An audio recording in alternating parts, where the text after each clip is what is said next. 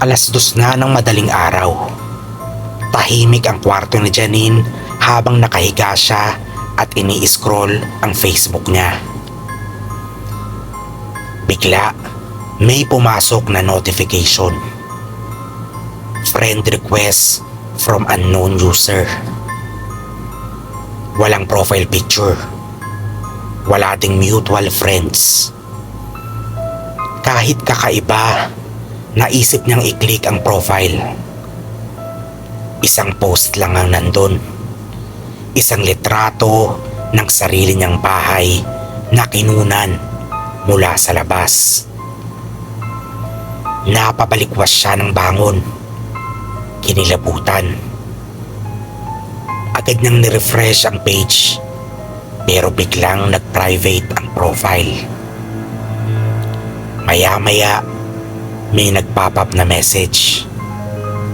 Ang ganda mo habang natutulog. Halos mapitiwan niya ang cellphone. Paanong alam nito na nakahiga siya?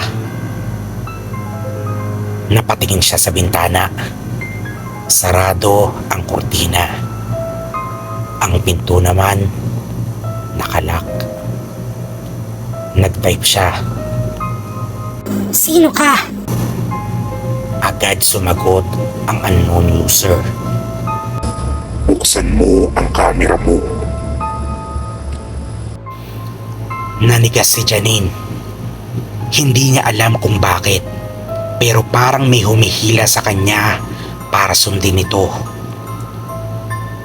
Binuksan niya ang front camera pero wala naman.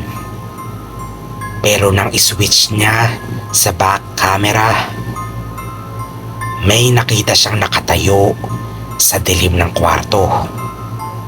Sa mismong sulok. Agad niyang nilingon ang sulok. Wala. Pero nang bumalik siya sa phone, mas lumapit ang anino sa camera.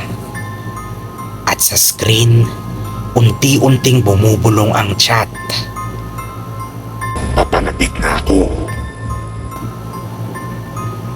Binaba niya ang phone at tumakbo palabas ng kwarto. Nanginginig niyang sinubukang buksan ang pinto. Pero hindi ito gumagalaw. Nakalak mula sa labas. Nag-vibrate ang cellphone niya. Isa pang message. Huli ka na. Nasa likod mo ako. Dahan-dahan niyang nilingon ang likod niya.